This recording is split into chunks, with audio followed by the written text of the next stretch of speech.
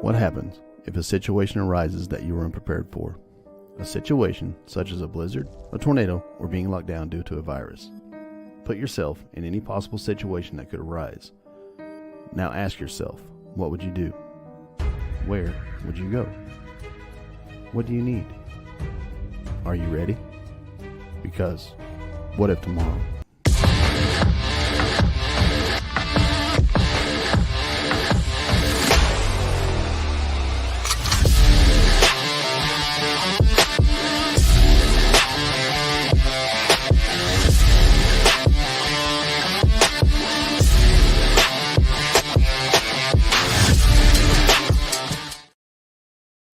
Welcome to What If Tomorrow. I'm Philip. And I'm Mark.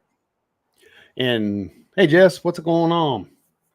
Yeah, this is the first night I'm back for this show. This has been like a month and a half since I've been able to jump on here. I'm excited, looking forward to it. Yeah, I'm excited. You know, I mean, we kind of chatted this morning, and I'm ready to be back and doing this. There's so much going on in the world that we really should be paying attention to. But Really tonight, is that you lagging or is that me, Mark? I'm not sure. Looks like I've got good bandwidth. Yeah, it may be me. I don't know what's going on. But yeah, tonight, hey Enzo, what's going on? I kind of want to come at it from a different. I can't even talk. See, I've been away for a while, Mark. You've been away too long, man. I know it.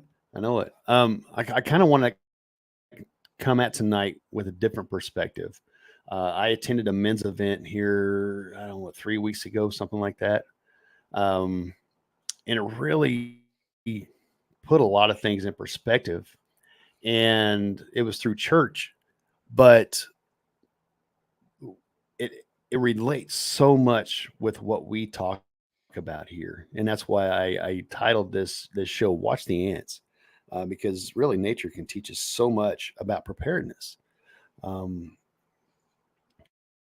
real quick, I want to throw this ad up real quick just to get it out of the way, so we'll just move on. Hey, this is Mark with What If Tomorrow and What If Tomorrow on the Fringe. Be sure to check out our website, whatiftomorrowmedia.com, and look at our cool merch. We've got t-shirts, hoodies, posters, and more. Our affiliates are Duke Cannon, EMP Shield, My Patriot Supply, and Conflicted the Game. Or check out buymeacoffee.com/whatiftomorrow and buy us a coffee. And as always, be sure to like, comment, and share on both Facebook and YouTube. It helps get our content out to others and help our channel grow. Now on with the show.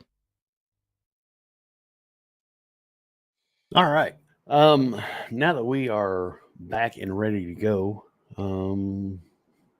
Enzo's going on a road trip. He's going to Contact in the Desert. That'd be a good time. That'd be fun. I'm kind of jealous. Where is that? Sedona? Yeah, I think that's in Sedona, isn't it? Yeah, we were talking about my family taking a road trip out there like 2 summers ago just to go check it out. That'd be awesome to go out there and just see it. I mean, I love Northern Arizona. It's beautiful. All the rock formations in the mountains up by Flagstaff and all that near Palm Springs. Man, you got to go to Palm Springs. You got to go to California, Enzo. I'm sorry, buddy. Yeah, I mean, those people are even weirder than me.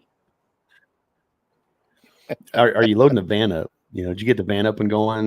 Make sure you get some cold cuts and all that, because you can't go to McDonald's for like less than $30 a person or something like that now. So yeah, kind of watch terrible. That.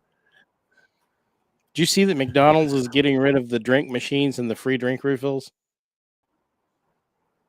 Really? Yeah.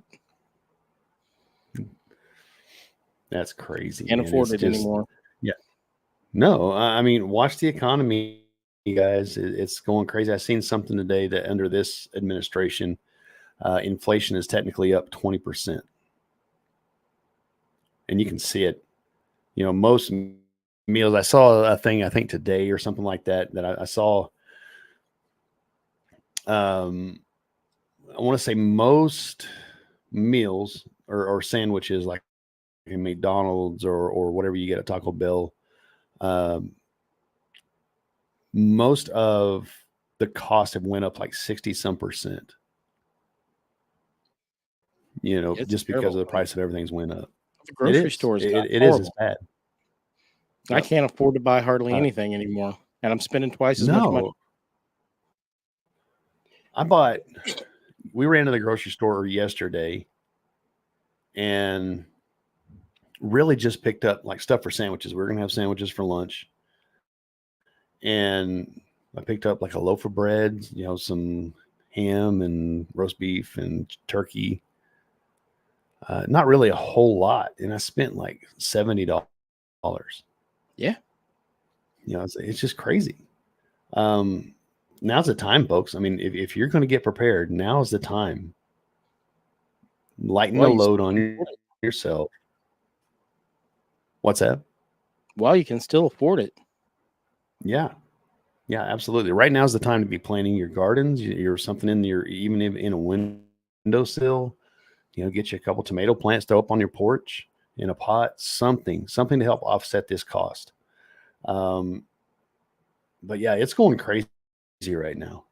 But anyway, before we jump off, I want to throw this out there. This is part of the lessons that we learned down at it's called Men's Advance. And this is out of the book of Proverbs, and it's Proverbs 6 through 11.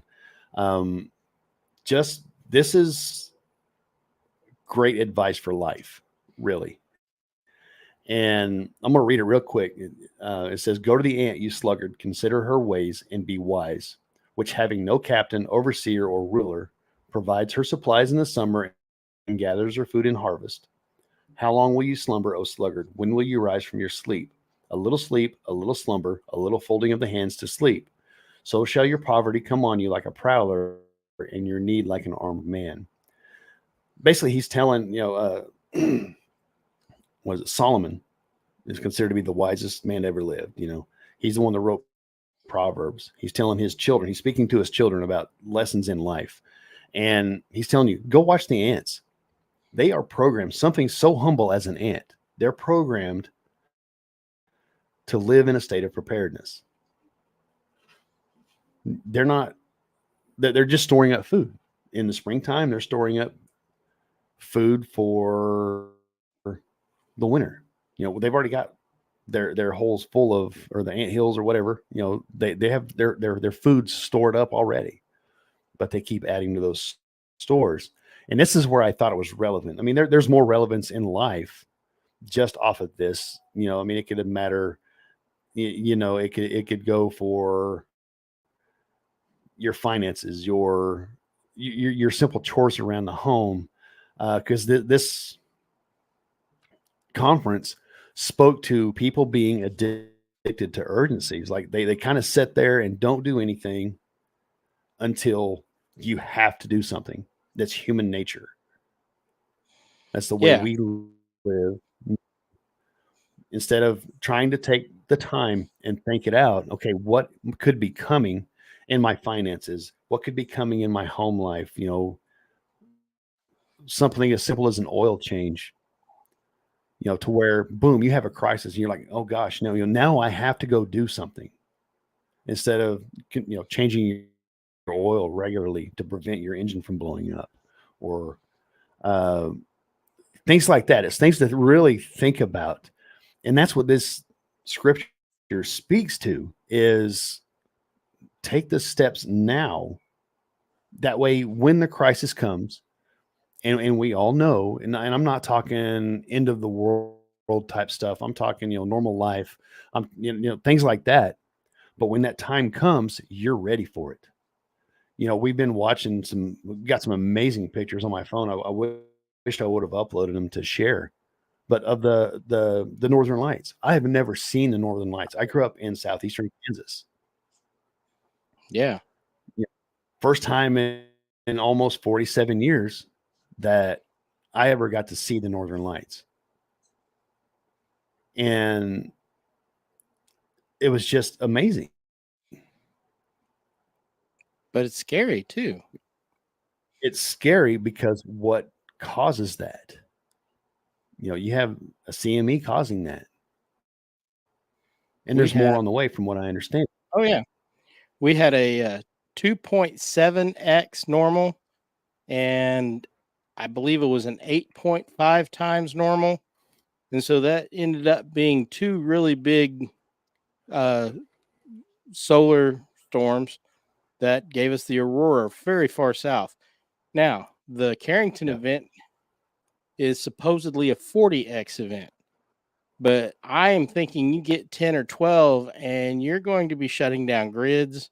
You may not do any permanent damage, but you're going to cause panic. It could be bad. Planes could fall out of the sky. Cars could lose all their power. All this could happen.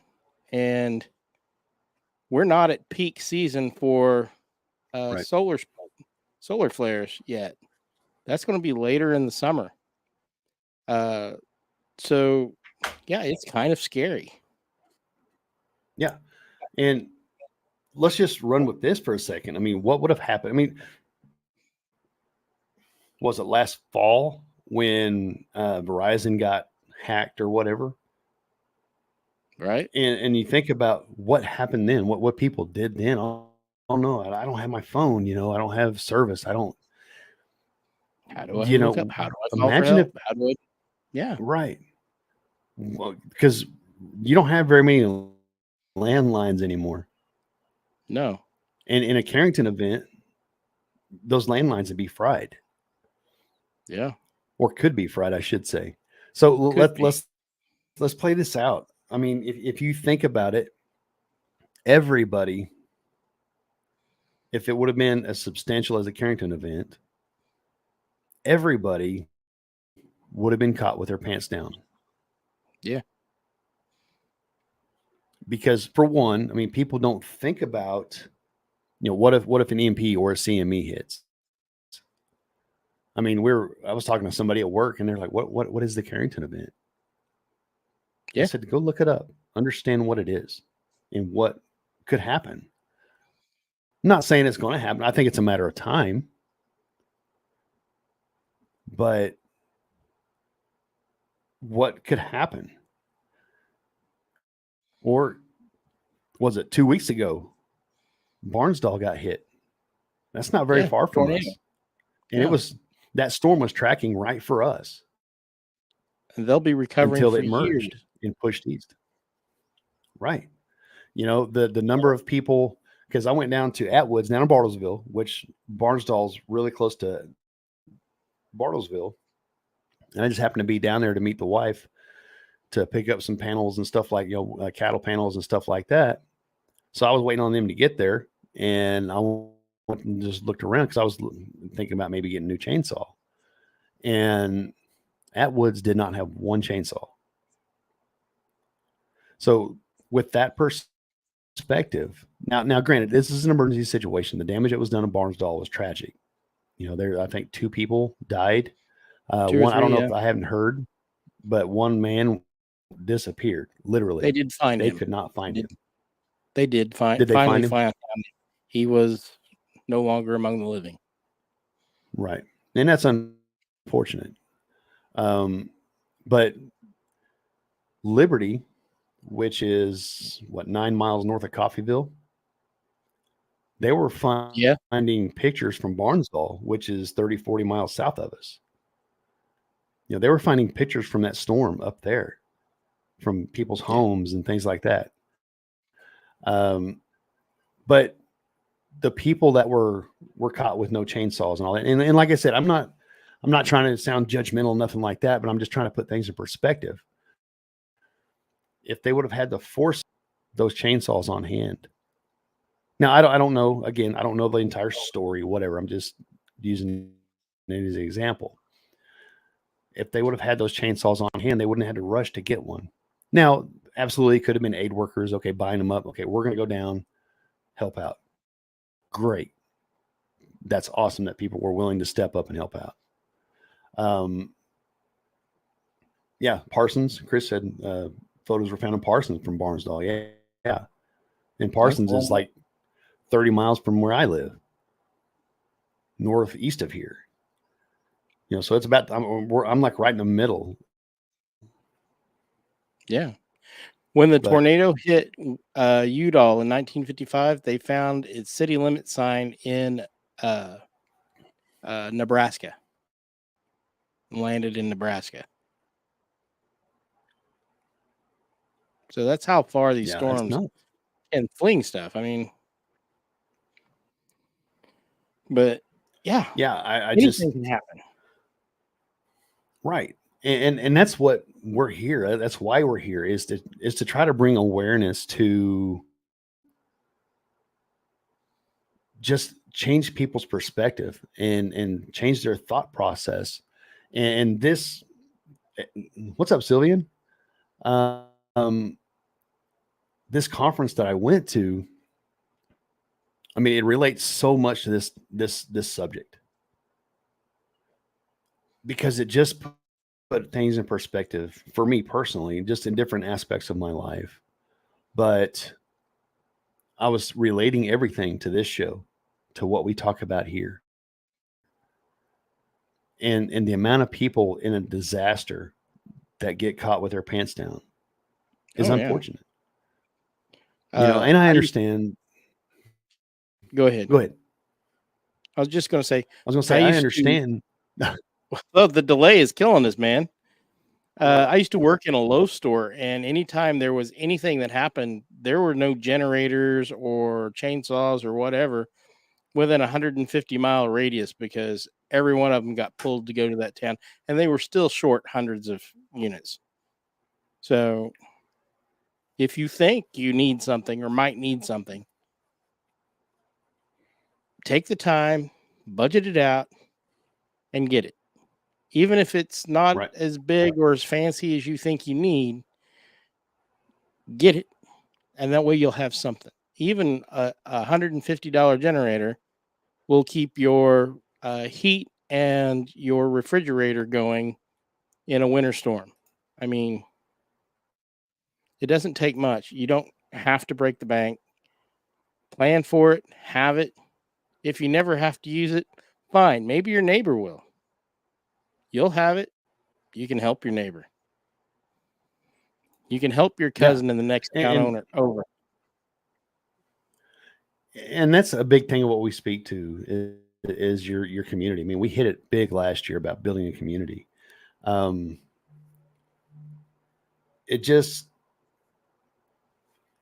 there's so many things that can happen. And I mean, if you guys listen to this show regularly, Mark and I are all over the place. We go down some rabbit holes. But in reality, these big things that we cover are more than likely not going to happen. Just chances, just taking, normal average chance is not going to happen. Sure, we can look at the signs of the economy. We can look at the storms. We can look at hurricanes. We can look at earthquakes or Yellowstone or whatever. We can look at all that. And it's going to happen one day. But the likelihood of it immediately affecting you, it's going to be a tornado.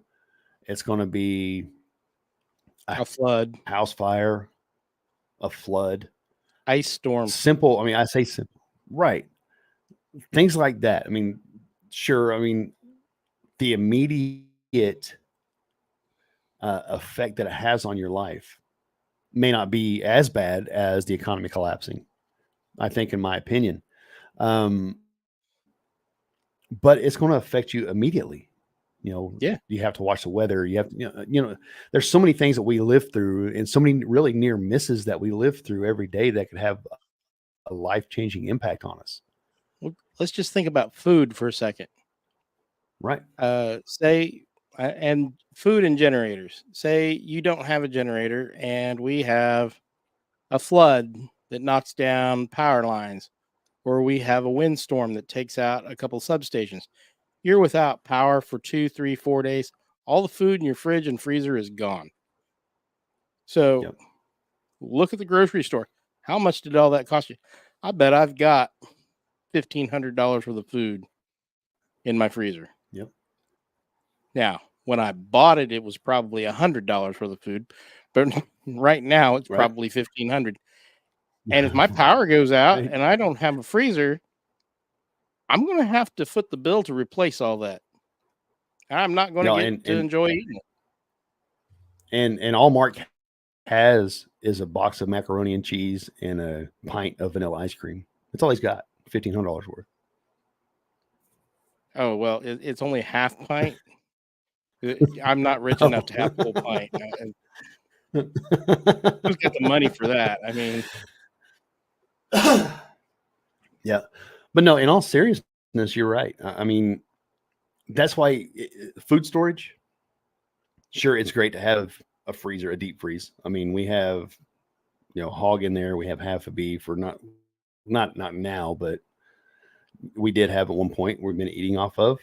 It saves you money if you buy from your local butcher, because you get all the steaks, you get all the roasts, you get everything, and it's usually about the same amount per pound. And it's a lot higher quality and better tasting. We've got a hog in there, pork chops and ground pork and ribs and hams and all that good stuff. And hopefully soon, here in the next week or so, I'm hoping we're going to have piglets that we can start raising and getting ready to butcher, But in that perspective, take the steps now. Say you do have a power outage. Say, winter's coming, even though we're several months out, you have an ice storm that knocks out the power. Okay, it's not going to be so bad because it's cold outside. So it's not going to, it'll last a little bit longer, but even if it is just a power surge, or even if just your freezer goes out, which happened to me, I think about 2 years ago. Yeah, I remember that. We had, deer meat. We had all sorts of stuff in there and it all went bad. And that was nasty trying to clean up. And we got it cleaned up and we got a new freezer, obviously, but look at different ways to preserve your food, whether it be through canning. Freeze drying is the new hotness right now. Dehydrating. Vacuum. What else? Vacuum sealing. Yeah. I mean, there's so many different ways now to preserve your food. If you're not growing a garden, go to the store, buy bulk vegetables, can them and store them. That way you're not reliant on your refrigerator, or, if you have frozen vegetables or what have you. Have that ability, learn that ability. If you don't know it, as much of a pain YouTube is, it is your friend when it comes to information. It's the second largest search engine out there. And there's so many different things. I know my wife, I think, has some canning videos. But there's several other people out there doing just strictly canning videos. And you, like you said, you don't have to grow it to can it. We've got several farmers markets in the area that bring in fresh produce by the bushel. It's not in packages. It's coming in giant fold up crates, and they are selling it by the bushel basket. A bushel of green beans, for instance, is not very expensive. And even if you buy the vegetables, buy the stuff to can it, you're still probably going to be coming in the first time at or lower than it would have cost you to buy canned vegetables at the store. And they're so much better. They taste so much better. And they're better. And you know what you put in there. Yeah. Yeah. Jesse, she said it used to cost around $130 to feed her family of 3 for a week. Now it's around $220. And Enzo, he's like, everyone's on a diet, whether they need to lose weight or not. Absolutely. Yeah. I mean, that's it. And sometimes it's not a good diet, because as the prices go up, you buy less nutritious food because it's cheaper, and you just get fatter and less healthy, because starch is cheap. Your potatoes, your pasta, your rice, all that stuff, it's cheap. And so when the prices go up, you start buying cheaper, and then it's not healthy. It's not healthy at all. Look at me. I mean, I'm not being self-depressed. depreciating this time, I'm fat just because I don't eat right. And I eat starches, I eat potatoes, I eat rice, I eat stuff that is just not good for me because, well, And it's cheap. yeah, but if you look, even the more expensive things that you're paying for the name, Yeah. but look how much junk is in our food. Yeah. Whether Absolutely. you might think you're eating healthy, you might think you're eating healthy by buying canned vegetables or whatever, but look at the preservatives and the junk that is in your food. Mm-hmm. And like I said earlier, now's the time, and it's getting late, but now's the time to be planting your garden, getting ready, for your your summer harvest, and maybe start planting your fall garden. Things that you can plant in the fall, your squashes and your fall vegetables. Because a lot of people are under the impression, hold on, can you still see me? My computer just went Oh, stupid. yeah. Okay. But a lot of people are under the impression that you only plant in the spring and the summer, in the spring for a summer harvest. A lot of people don't realize that at the end of summer, you can plant again and get that fall harvest. We, my wife and I were talking about this just a little bit ago. Our potatoes are going nuts right now because of all the rain we've had. But we didn't buy those this year. These were free potatoes because we kept some back from our harvest last year. We put them, it's just as simple as putting them in a brown paper sack and putting them in the cabinet underneath in a dark spot. They went to seed, they started rooting out, and we planted them. Our potatoes are going crazy right now. And it's things like that. A lot of our tomato seeds and stuff, we kept the seeds from last year. Pepper seeds, we had some. I like poblano peppers, and we bought some from Walmart, and we kept the seeds. So hey, let's try it. We got like 6 poblano pepper plants. It's things like that I would recommend that you think about, because like the ant, you can get your food stores ready ahead of time. And and back to the point of this, of the idea of watch the ants. And like I said, it's not just with food. No, Think it could be about it. Pick whatever situation you want to pick. It doesn't have to be crazy. It doesn't have to be nuclear war. It doesn't have to be Yellowstone blowing up. Find something. Find like an ice storm, a tornado. Tornadoes around here this year have been bad. They have. We've been had a really ton of. bad this year. I want to say like 30 or 40 tornadoes in this area alone. And granted, we live in Tornado Alley, but yeah, I mean, and we all know we're all amateur weathermen, or weather people, whatever you want to call it. Yeah, this time of year, that's true. So we know it's a possibility, but it's time to think ahead. Anybody can do what we do. I mean, Mark and I are about sharp as marbles. You might be giving me too much credit. Well, yeah, I'm trying, but it's easy to pay attention. It's easy to look ahead and say, okay, what is coming down the pipe? And will it make it? Will it happen? Some of the things, Maybe. like we said, likely won't. But why be caught flat-footed? Right. If it does happen.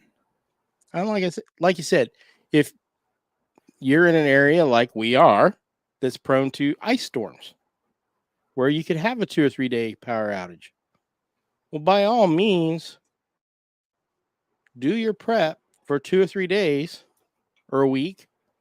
A week is good. 3 weeks is better. Do your prep for your ice storm. I guarantee you, if something happens, that you're probably still prepared for it. What is most likely in your area that could happen, that's happened before, and you know is going to happen again, and prepare for it. Then if one of these other oddball things happens, we're not caught sitting on your bum, not knowing what to do. Right. I mean, That's something's going to perfect. happen. Right. It doesn't have to be perfect. You just have to have something. I'm seeing the news. Okay, let's think about this. Okay, I'm seeing in the news there's a lot of layoffs starting to happen across several different industries. Yeah. If you have your food stores, 3 weeks, 3 months, or 3 days, 3 weeks, 3 months. If you have your food stores, that's a worry that you don't have to have. Yeah. That stretches out your That you can rely unemployment on. check a lot. You know, it could give you time to get another job and get your feet back under you. Having money Keep the saved, kids fed. it's the same thing, same concept. But with the cost of everything, I understand that it's hard to save money now. It is. Because you're like Jess, $130 a week to feed her family. Now it's $220, almost $100 more a month. Yeah. And I heard Wages that didn't go up that much. no, but I heard somebody, I can't remember who it was, but they were saying if Biden gets back in office and he pushes his plans through, that the average cost for a family of 4 just to survive, just groceries, will be about $1,200 a month. Yeah. I don't think there's not many people that can, the average person that could take that hit. I couldn't. I know a lot of people who don't make $1,200 a month and support a family. Right. I have a good job and I couldn't take that hit. No. More people now are going into credit card debt just to make ends meet. Just to buy groceries. Right. So what I'm trying to do is put this in perspective to help you understand that if you see something coming down the pipe, this isn't panic mode. You're just crazy preppers. Prepper has such a negative connotation. My wife were talking about this last night. And that's why it's fresh in my It mind. really does. It's got such a negative connotation because of the media. And really, all preppers are, we're trying to go back They're to planners. the way things used to be. Back, I'm not saying we're out there with, oxen, a plow and all that, trying to plow our gardens. And, homesteading is the new prepper, I think. And they're trying to bring that to a negative connotation. Yeah. But the homesteading is a huge movement right now. Yeah. Anything that causes them not to have as much control over your life is threatening to them. Right. And that's I what it don't comes care down what to. your political affiliation is. Both sides want to have you under their thumb. They're looking out for them, not you. Mm-hmm. It's 2 wings of the same bird. That's what it comes down to. And like I said, the homesteading movement is huge. And there's something I may share later, Mark. It's something Mark and I are looking at working on. And I'm hoping we can make it come to fruition. And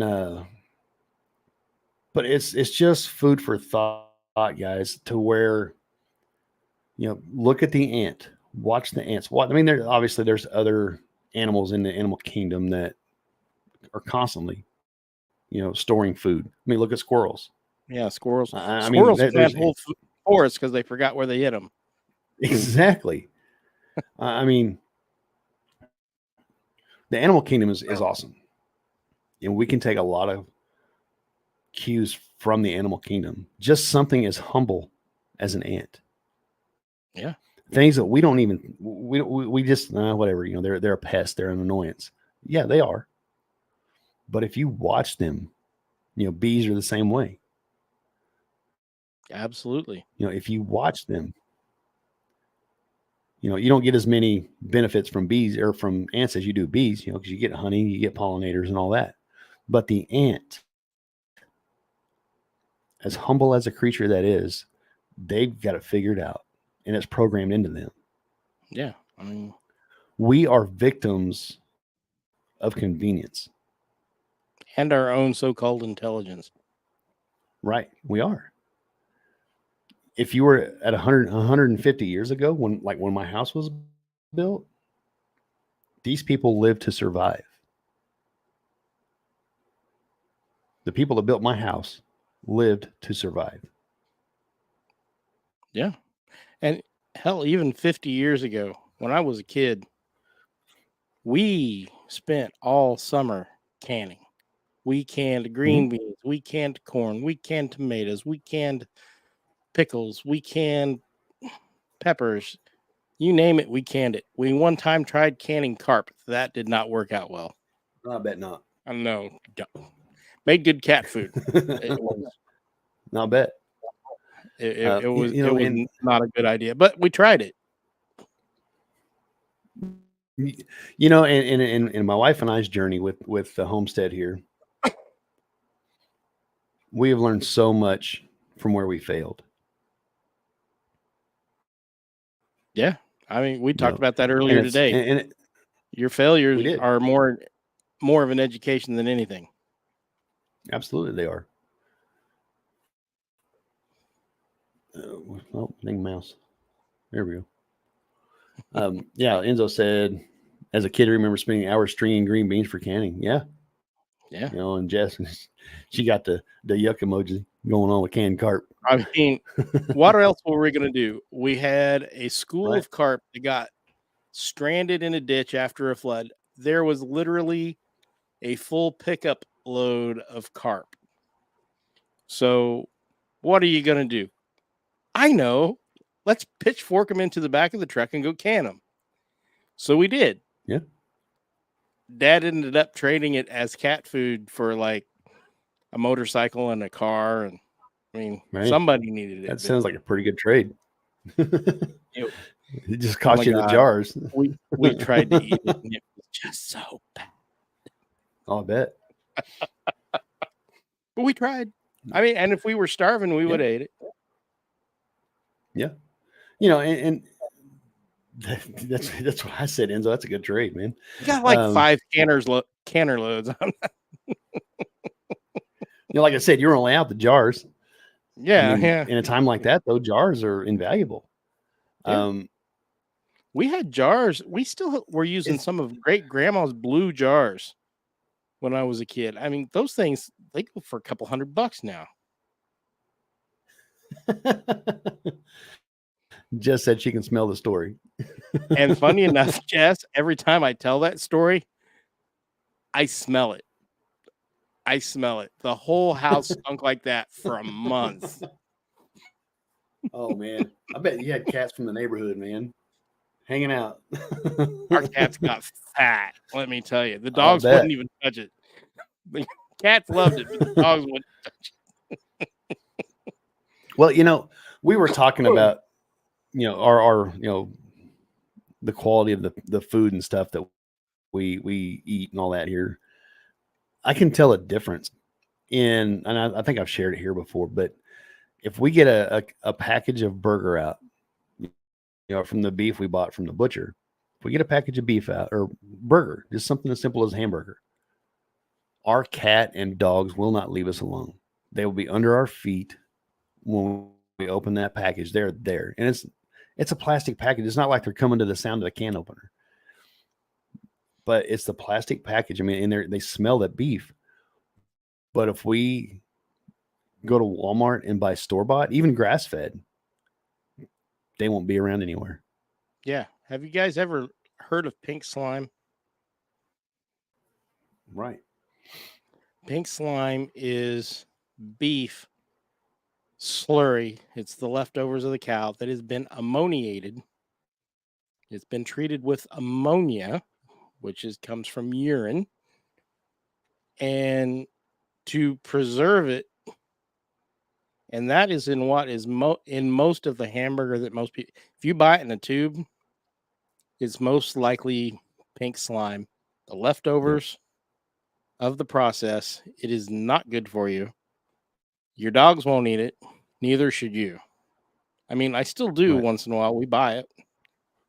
But when you think about it, like, why did I buy this?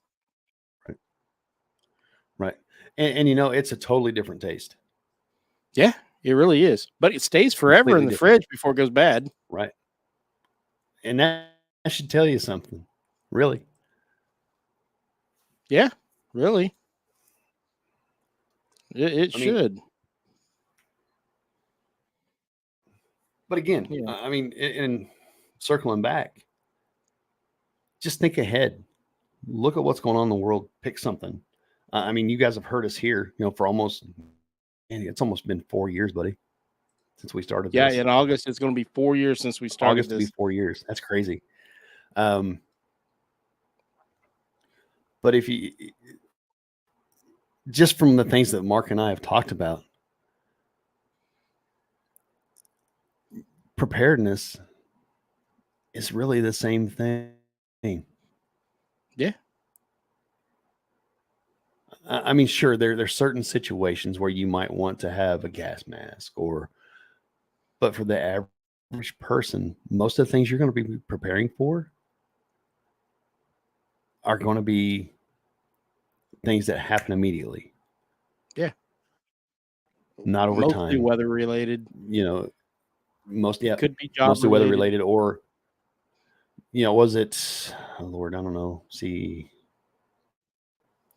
Like 7, 8 years ago, almost, when that plant in Neodesha blew up, polluted the river. Everybody went on boil order. Well, Caney, I mean, you were on a boil order. Simple things like that to think about. What happens if we go on a boil order? What do I need to have in place? Or that train load of chemicals that went into that river up north. Just was it 2 years ago? Yeah. It could happen. It could totally pollute your water supply. Anything can happen, and I'm telling you, our rail system isn't what it used to be. No. I mean, it's just really simple things to think about. Don't overthink it. Keep it simple. The KISS system. Keep it simple, stupid. And don't overthink it. It's harder to get started than it is to keep going. Yeah. Because when you get started, you're like, man, I don't know what I'm doing. I don't know what I need. Simple things. Start with simple things. This is kind of a back to the basics, but I want people to understand, watch the ants. God gave us those ants for a reason. They have a job. They're nature's cleanup crew, basically, but but watch them, understand their purpose, their what they do to survive. Or other animals in the animal kingdom. They're just trying to survive like us. But we're the smarter ones. Yeah. And we have gotten so far. Yeah, we have gotten so far away from needing to survive. I don't know if that makes sense. From having to live to survive. Yeah. Because of from convenience. It being a constant struggle. And it's only been in the last 100, 200 And that's a great thing. So, yeah. For 20,000 years of human history, it's been a struggle to survive. And now all of a sudden it's super easy. It's not going to stay that way. I don't believe it will. It's not. No. Civilizations fall all the time. And our turn will come. Hopefully not soon, but our turn will come. So get those books to learn how to do it. Watch those videos. Go to the store. Use the tools at hand right now. Yeah. Go to the store. When you buy 1 can of corn, buy 2. Yeah, buy another one. And then put it on the shelf. And then next time you need it, don't use the one that you got. Buy another one. And then buy 2 then. and pretty soon you'll have 2 weeks worth of food. Yep. I mean, Peanut and butter. again, speaking to the convenience, peanut butter. Speaking to the convenience, I mean, you can now buy, My Patriot Supply. They have freeze dried food. Yeah. Sure, it can be expensive, but you can also buy. Let me pull it up. Just a 3-day supply of food, emergency rations. Right. Well, I'm out of practice, man. I can't run my computer.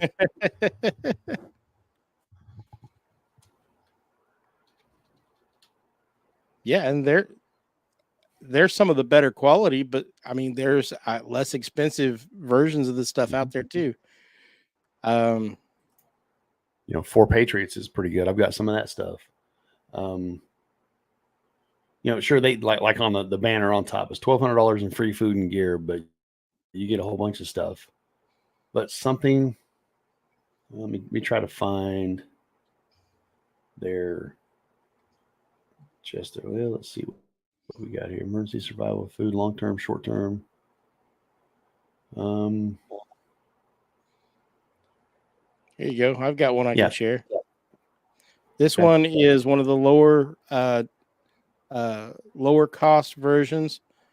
This is Augustin Farms. They make good stuff.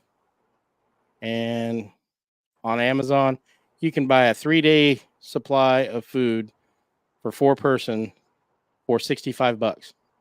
Right. That's cheaper than a trip to the grocery store. And I'll share this off My Patriot Supply. Here we go. This is a 72-hour kit for one person, $24.95, 2,000 calories a day. So it's about the same price when you add it all together. Yeah. For 4 people, it'd be about $100. Yeah. So, and it's, and I've eaten some of this just to see what it tasted like. It's good stuff. I haven't had any of it that I disliked.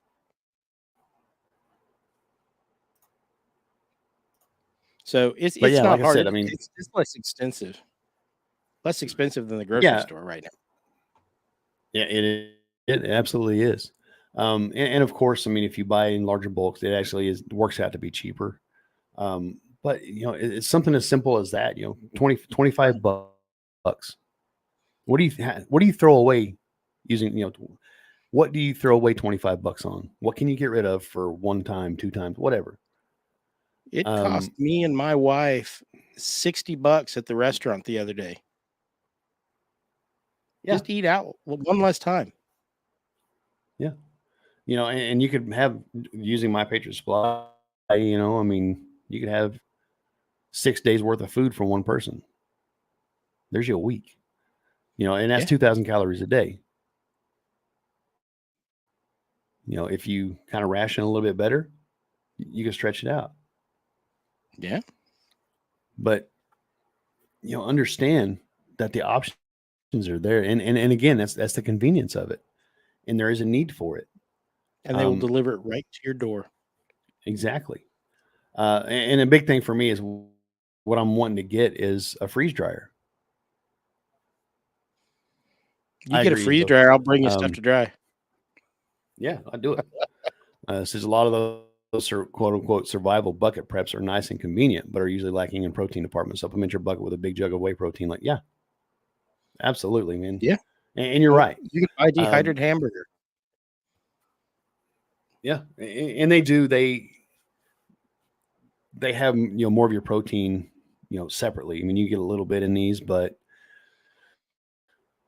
use it as a supplement. You don't have to just strictly survive off of that. If you're available to go fishing or. It's not meant to be the sole dietary. Right. Will it keep you alive? Yes, it definitely will. But I think in a survival situation or a preparedness situation, you definitely need the protein. And like Enzo said, it's something as simple as getting whey protein or protein bars or something like that. Right. Oh yeah. And they make survival protein bars that have a 25-year shelf life. So I've got some here. and I want to try them, but I'm like in the middle of my diet, so I'm like, I don't want to mess it up. I'm doing great, I have and eaten a lot of protein bars. None of them taste good, no, but all of them I have eaten was because I was having a blood sugar moment or something, and perked me right back up. Finish the rest of my Yep. day or whatever. So, and I promise you, if you're hungry, you're not going to care what it tastes like. yeah. Hunger is the best spice. Absolutely, it is. But the idea is to prepare so you're not hungry. Right. I want, my goal is to have enough for myself and my family for a year. And I've got freeze dried foods. I've got, canned stuff, but a lot of the canned stuff we've used this year, from our garden Right. last year. And again, That's we're what going to it's try to do for. the same thing, except we're going to add more to it. Is our plan. And we're kind of behind 8 ball because we haven't got a lot of the stuff planted that we wanted to plant, but we're working on it. Or I should say my wife is working on it. I haven't really done a lot because we've been stupid busy at work and all that, making excuses, but that and the rain hasn't helped us either. But I'm not going to complain about it. Yeah, my wife, she says she needs more storage. We do. I agree with that. Just add that onto the to-do list. So, but Clear I mean, that's why we're trying to take, right. I got a lot to do there, but that's why we're trying to take steps to be able to provide for ourselves, through our meat, our chickens, our rabbits, our pigs, and eventually goats. It's just, it takes time, and now is the time to be doing this. Right now is a little more expensive, Right. but take those steps that you need to take. If you don't be know, like the ant. Yeah. If you don't know how to get into the animal husbandry thing, you don't know where to get goats or chickens or stuff. One, this time of year, you can buy all that stuff at a lot of the retailers like Atwoods or whatever. Right. But check out Facebook and look for swap meets. Check out the local tractor club here has swap meets local with auctions. Animals and stuff. You can pick up a couple goats, whatever, and have a breeding pair. And let me tell you, everybody thinks goats are cute. Well, goats are delicious. There's nothing wrong with a good barbecue goat. Yeah, and we are, like I said, we're not ready for goats yet because I want to get some of these other projects straightened out. Our pigs, goats are a lot of work. They're awesome. They're smart. The pigs are awesome. Very agile. But the thing is, we've learned hog panels don't keep hogs in.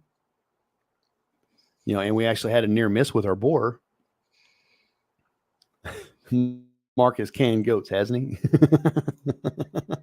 I have not, but I have barbecued them. So, yeah. But yeah, I mean, we had a near miss with our boar last week. He came down sick, stopped eating, wasn't drinking water. We had to call the vet out here, which is going to probably wind up costing us around $300 just for the house call. And he got here and he's like, man, that doesn't look good. Cause he was, the hog was laying down. You never hardly ever see him laying down. And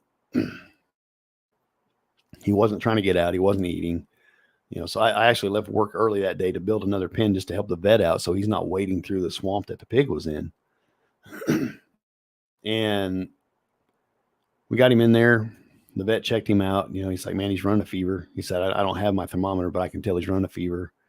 So he said, I'm going to give him an antibiotic. So I think he's septic. He's got some kind of an infection and he went septic.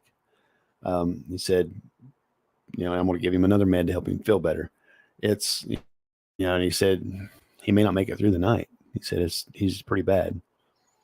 And the old doc, hooked him up with a couple of shots, which was kind of comical. But, he said, I've had show pigs a lot worse than what yours was. I said, yeah, he's pretty good natured. And a couple of days later, man, the sucker is getting out. Yeah, the vet said he said it was probably pneumonia just because of the weather and all that. And that's a big thing with hogs. They get pneumonia really easy. But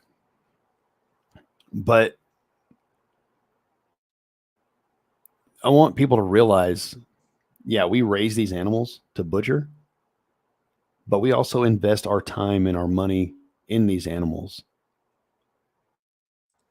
because we do care for them. And it's kind of bittersweet, like when we took our hog to butcher. He was the first hog that we've ever butchered, as us trying this out. You can we get got attached to him. I mean, absolutely we did. Absolutely we got attached to him. We cared for that animal. We raised him from when he was a little bitty guy. But like I explained to my son, because I want him to go to the butcher with us to see the process from start to finish, because I want him to understand this is where our food comes from. It's a life lesson, for an 8-year-old at the time. Well, maybe he was 9. He just turned 9. But it's a life lesson because he helped invest time in that animal. And I remember the look on his face when we dropped him off and I was getting ready to pull away with the trailer. He was kind of down. I'm like, listen, buddy. And I said, and I didn't say this to be mean or crude or anything like that, but I said, the next time you see him, he's going to be in a freezer. Yeah. And he's like, that's kind of sad. I said, it is. I said, and that's a good thing that you're sad because that means you cared about that animal. It wasn't just something you throw away. Right. You should respect that animal because exactly he is giving you life. Exactly. So, and now every time we cook pork, they're like, is this hammy? Yep, sure is. But this was just kind of heavy on me. I mean, this whole subject with thinking ahead and not being addicted to the urgency of life, because we all are. There's so many examples that anybody can think of, like, man, I put this off and put this off. And oh my gosh, now I have to do something. No, I'm a terrible procrastinator. I am too. I'm not going to lie. I sit up here, and we talk preparedness and all that, but there's things I'm getting ready for, and there's things I'm like, okay, let's move this down the road. I'm not ready for this or whatever. Same. And I'm guilty, and I guarantee everybody else is guilty. Everybody. Because we as human beings are addicted to urgency. We have gotten out of the mentality of living to survive. And I'm not saying that you have to, to buy a year's worth of food or whatever. I'm just asking that you try to look down the road. And like I said, for any scenario that you want to look at, and start the journey. Every little bit focus on helps. 3 days. Yeah. Focus on 3 days worth of food for your family. Focus on 3 days worth of water for your family. Right now, that in this aspect, in the internet as your friend, has so much information. Yeah. So focus on that 3 days. And once you get that 3 days, focus on a week if you have to. Focus on, baby steps. Start those steps. And once you get going, you're going to realize this isn't as hard as I thought it was going to be. Focus on one thing at a time. Don't try to encompass everything. Oh man, I got to get food. I got to get water. I have to get toilet paper. I've got to get this and I've got to get that. I got to get guns and ammo and all that. And all these things are great things. Yeah. Start simple. Start simple. Exactly. Keep it simple. Water. Go with your water. Go with your food. And you things don't that need you were going to need. Yeah. You don't need to spend a bunch of money. Nope. A lot of people think having 5-gallon water bottles, well, I got to go buy me a Culligan. You don't. Here, let me show you something real quick. Share screen. This is a ceramic water dispenser that sits on your countertop, and you put a 5-gallon water bottle on it. It's not refrigerated. It's not fancy. It doesn't need electricity. And it's $40. And so you buy a couple bottles. You need 1 gallon of water a day for an adult. Right. So I've got 5-6 water bottles. I plan on getting 5 or 6 more. Granted, that's because I live in a town that has had issues with water in the past and will probably have issues with water again in the future. But it's important. You can live a week or 2 or a month without food. You can't live very long without water. Start simple and build a little bit at a time. Like I said, and really just like anything, a lot of people, this will be out of your comfort zone. Yeah. Because you are so used to getting what you need right now. I don't know how many times that I just go to the store and get pick up something for dinner. Yeah. We eat out a lot at my house. Don't feel like cooking when I get off work after a 10-hour day. Right. I mean, just stop at Sonic and pick something up. Because it's convenient. It is. It is very convenient. Simply. Put it and app order in and pull in, pick it up, and go home. Right. I mean, technology is a double-edged sword. It's a blessing and a curse. It is. And I just want people to think, man, and that's where I'm at, is I want people to think ahead and not get caught flat-footed when something happens, because it's inevitable. Something is going to happen. Yeah. You know, it doesn't have to be these, like I said, these huge things that we talk about, you know, nuclear attack, which is a possibility, you know, Yellowstone or whatever. Think about your ice storms. Think about your power outages from tornadoes. Think about your city's water main breaking because it got hot and the ground shifted. Right. These things happen. I mean, it just happened all over the country. last week. Yeah. These days, it just happened last somewhere week in the country, it's happened today. I guarantee you, if you go do an internet search, you'll find someplace in this country where it has happened today. Yep. One of those things. You know, and when that plant up in Yoda blew up, you know, that 6-7 years ago, whatever it was, I think it may have been almost 8 years ago. It contaminated the whole Verdigris River. It was Thanksgiving. Yeah. You could not find water anywhere to buy. No.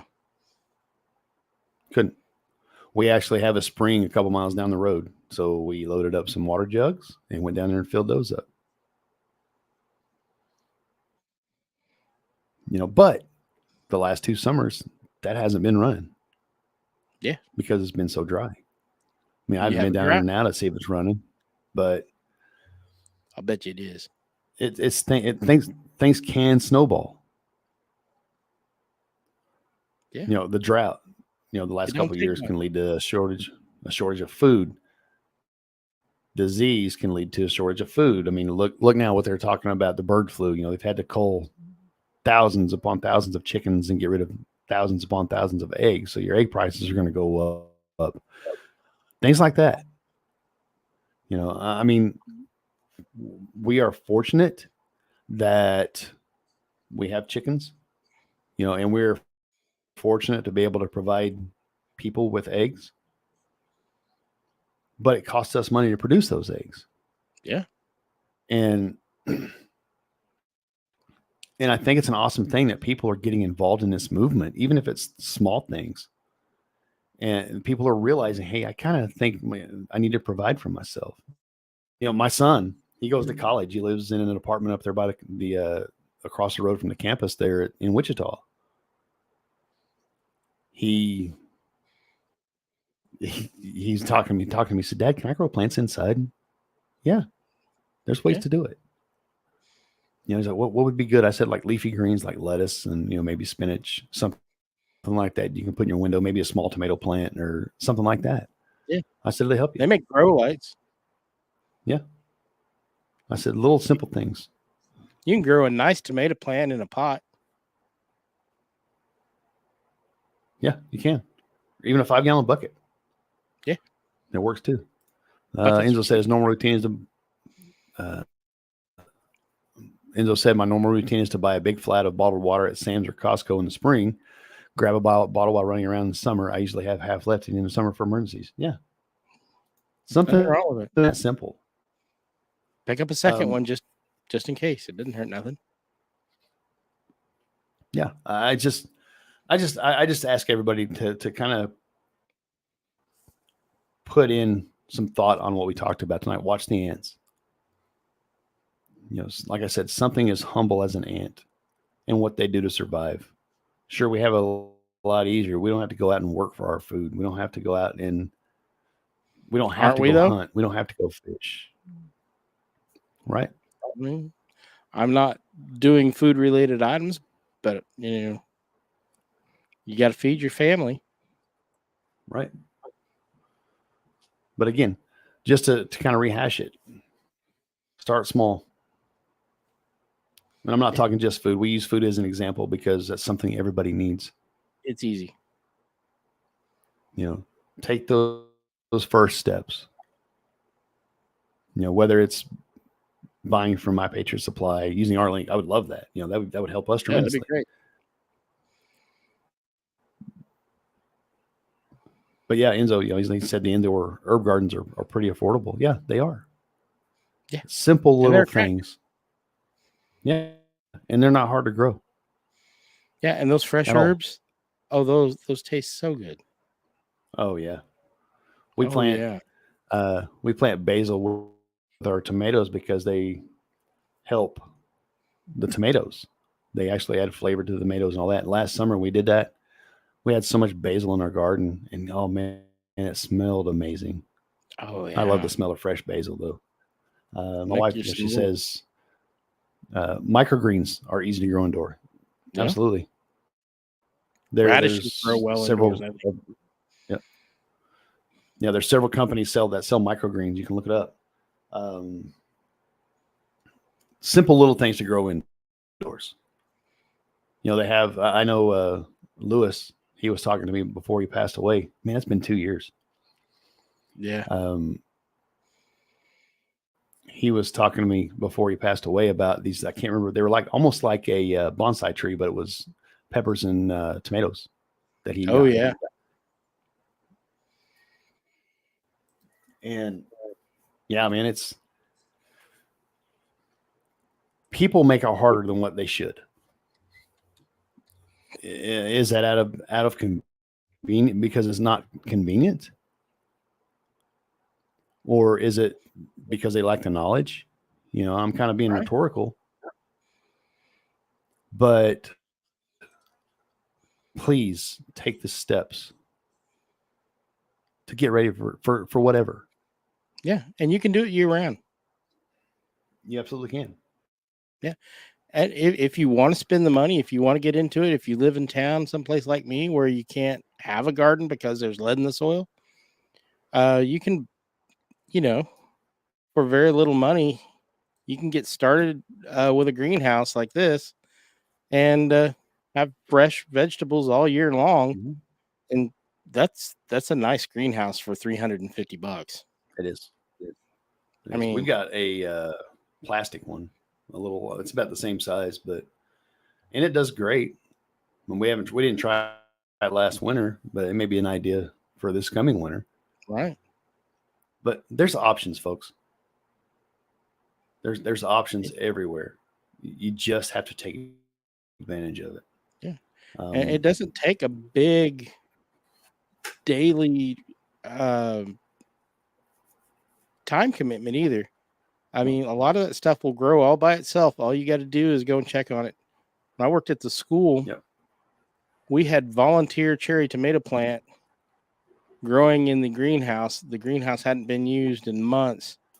And for 2 years, every night for my dinner, I would go out and get probably a quart jug of fresh cherry tomatoes. They were just volunteer growing in the corner of the greenhouse. Nobody realized they were back there. Right. I mean, literally, I probably ate 200 a week. That's awesome. They were free. They were just growing. My wife said hydroponics on a small scale. You can grow all kinds of things in a small space. Yeah, You and can. they make kits for your house. You know, they do. And if you have room, you can switch it up to aquaponics. That way you have fresh fish. Yeah. You know, it's something I want to get into, but again, that is down the road. We're here. We're trying to focus on the here and now, trying to get the rest of our garden in. We're trying to get our hogs sorted out, get some fencing set up for them. So hopefully they won't get out as much, especially my boar. He's the one that gets out. I think our gilt, hopefully we'll be having babies soon. She's gotten so fat that she has a hard time getting out. She does, but it's usually to come out and see if we're going to feed her. I can already hear the conversation. She's like, "Hey, man, you guys going to feed us today? What are we going to do?" And I open the pen. She goes right in, because I have the food bucket, and she go eat. I can put the pen back up. She's right as rain. Enzo said no carp. But yeah, man, that's all I've got. I wanted to share that, and it's an awesome teaching. Especially, I mean, it doesn't matter if you're religious or not. Read Proverbs. There's so much. There's a lot of good wisdom advice in there. in There Proverbs. really is. And it doesn't. Not all of it is directly religious, so it doesn't matter what your creed is. There's just good advice in there. Yep. So. Yeah, definitely read through Proverbs. And when you step off, think about the ants. It's something that's small, that's insignificant to us. They're very Think about industrious. them. They may not be Yep. very smart, but they're wise. Absolutely, they are. My wife said she's guessing this weekend, but she's not 100% sure. Yeah, it's kind of a guessing game for us right now because this is our first litter. We don't know exactly when she was bred. We're thinking probably February-ish. So it should be here anytime. I'm hoping. And on that note, I'm going to start doing more videos. Yeah. I am not going to live this story down, am I? I'm going to be hearing about this for years. No. The story from my childhood, and you all just, I don't care. It was funny. We all got to laugh. But out yeah, of it. right.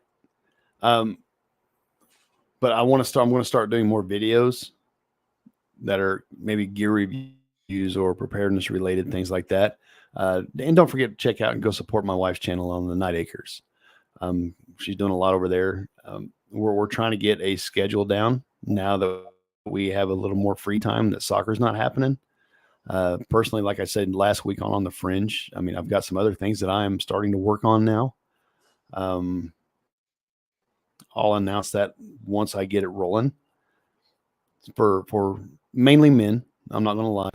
Not that I'm being chauvinistic or anything like that, but I feel it's important for men to be men. And that's where I'm going with my new project. Like I said, I'll have more details once I really get stepping off, and it's going to be soon. Hoping to get a couple more guests on. I'm going to sit down maybe tonight or tomorrow evening and email some guests that I spoke to during the homesteading expo here down in Pryor, which was like an hour and 15 away from us. Not, it's 70, 80 miles, something terrible. like that. Yeah. Awesome classes they gave about homesteading and preparedness. And one, I'm really excited. She's also a podcaster. We were talking about collaboration, but she focuses on homeschooling or getting kids involved in homesteading. And I think homesteading is basically a new name for preparedness. And because those aren't bad skills to learn at all. No, they aren't. Learning how to take care of your own food. That's a bad thing to know. Absolutely not. But she comes at it from a homeschooling perspective. And I think that is important. We need to invest in our kids. Absolutely. And the better opportunities that we give them now to see how life works, because let's face it, I mean, in our educational system, kids aren't learning about life. No, they're learning not. to a test. And I've seen I'm going to reach homeschooling out. work. Yeah, I have too. And kids are phenomenal. I mean, super advanced just because they're homeschooled. Yeah. They're learning at a faster rate and a better education. My nephew, I am so proud of this. I'm proud of my nieces too, but my nephew is going to graduate. He just turned 17. He's going to graduate from college and high school simultaneously. So, I mean, and he's going to have a good trade. He's going to have a degree in welding. I'm awesome. really super proud of this kid, and I just wish my brother was here to see him. Absolutely. So homeschooling works. It's nothing to be ashamed of. No. Or to downplay. So I'm hoping to have her. Right. I'm hoping to have her on. I'm gonna, like I said, I'm gonna reach out either tonight or tomorrow. Reach out to her. I'm gonna reach out to the host of the Max YouTube channel. He's got a pretty good following. Had a really good couple really good conversations at the expo. Like one day, I think I attended one class, and the rest of the time I was just talking to people. If you get a chance to go to something like that, go, because there's so much information. And I kind of alluded to it earlier, Mark, and I hope you don't mind, but Mark and I are actually taking the first steps to look and see if we can do something like that in our area, because I think there's a huge need for it. Oh, I not think you're just right. preparedness, but the knowledge that was passed at the Homesteading Expo. And we talked about it here a while back when we came back from it. The knowledge that is passed at these places with the people who are genuinely excited about these subjects. Yeah. I mean, there was things, sourdough bread making. There were demonstrations for pig castration. Now they didn't castrate any, but they were showing us how to do it. Lord, I don't know what all. So many of these skills are almost lost in the United States. They are. A lot of the rest of the world, not so much, because not everybody is as advanced as us, but right. They're good skills to know. They absolutely are. So I hope we've piqued your interest with that a little bit, and I hope there's more to come. Like I said, Mark and I, we're kind of trying to step in that direction, and it may not be until next year. The chances are it probably won't be till next year, just with the amount of things that we are looking at probably doing. It takes an immense amount of planning for something like that. So we're taking the steps now to kind of get an idea and see if this is something we want to go through. I think it would be a huge benefit to the area, just with the knowledge, and if we can get the people to come, the speakers and all that, just to come. We'll see where it goes. We're going to give it a shot. And if it fails, I mean, I'm not going to say if it fails, but if we decide this might be something too big for us, it may not happen. So I'm hoping there's interest. Yeah. So we can be successful with it, because I really want to be successful with it. I want to. I really think the interest is there, Phil. I agree. Looking at the Okie Homesteading Expo, comparing last year, just the one day we went both days this year, but they're only 3 years. This was their third year of doing it. And the amount of people that showed up to attendees, I mean, you're talking full houses, and granted, they had some pretty big YouTubers and people in the homesteading space, like Joel Salatin. He's like the godfather of homesteading. Gave an awesome class. The Max, they gave an awesome class. Lord, there was some other classes that were really interesting. Like one was beekeeping. It was cool. There was a lot of cool information there. But the amount of information that's passed for people that are interested in this lifestyle, because that's what it is. It's a lifestyle. Preparedness in a whole is a lifestyle. You're thinking ahead. You're looking at the ants, so to speak. And I think that needs to be a t-shirt as well. Look at the ants. Well, And speaking You of know. lifestyle, they're eating healthier than we are. Absolutely. They absolutely are. Their health is improving because of this. One, they're not sitting on their duff like I do in my recliner in the evening. They're out there doing stuff. And then what they're doing is providing fresh, wholesome food for them and their family. It's an amazing thing. It is. And a lot of these guys go to your farmers markets. A lot, they'll sell their fresh produce or eggs, or some of these guys, they'll VW Farms out of Arkansas. I don't remember. I know last year when we went, we sat through a class on how to build a business out of your homestead. And we sat through a class of, they talked, thousands of birds they had butchered. They sent to a butcher and had thousands of birds butchered every year. And they shipped it. Because there's several laws, obviously in place for food and all that. And they, like if you're going to sell over state lines, you have to go through a USDA certified butcher. If you're going to ship or whatever, like the people we bought our hogs from, he has them killed at the USDA butcher, goes home, he takes the carcass home, processes it there and ships it. So there's ways to do this. And I want to tap into that knowledge to learn those skills to how to make a living. Like Joel Salatin talks about making like $10,000 a month or something like that off of free range chickens. I don't really like chickens all that much, but that's all right, Phil. I'll eat chickens. Yeah. But it's just there's ways to do it. Yep. And sure, I have the space to do a lot of this. And I'm fortunate in that aspect. But people that live in town may not. But there's things that you can do to provide for yourself. Yeah. And we've talked about that a lot. Yeah. You don't have to have a farm to help yourself.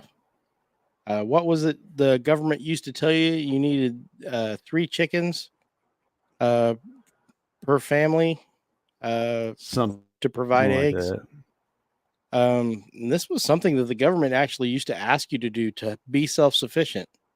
Right. Yeah. So, maybe they don't, just maybe they don't. I don't like them. There is one I like, and he's our first rooster that out of this brood or out of this group we have. And for the longest time, he was the only rooster. So he was servicing, I don't remember, almost like 20 hens. So I called him Cluck Norris. He's the only one I like. He's cool. And the other roosters that we have now, they don't mess with him. He's the king. He's the king of the roost. He's the man. And I say, boy, I say. Exactly. But I called him Cluck Norris because he's handling the ladies. And I'd like to have fun with stuff like that. But yeah, exactly. My wife said he's the OG. He is, and and really he is a pretty bird. He's a barred rock. He's speckled, but we got fortunate with him that he was in the group of birds we hatched. He was the only rooster. And now we've got like 6 or 7 other annoying roosters. I'd love to boot like a football, but, and they are annoying. Exactly. About chicken bow wow.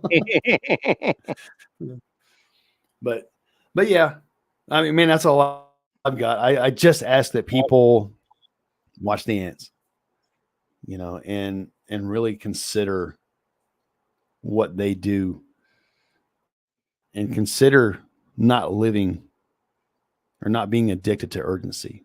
And I hope I explained that well enough. I really do. Yeah. Stop procrastinating. Stop procrastinating and take those steps. And that's what I'm asking you all to do is be proactive instead of reactive. Look at something coming down the pipe and say, okay, this is what I want to do. These are the steps that I need to take. And if you have questions, by all means, message us. Yeah. Myself or Mark, shoot us an email. What if tomorrow If you know us personally, just walk up and ask. gmail.com. Yeah. You know, what's cool?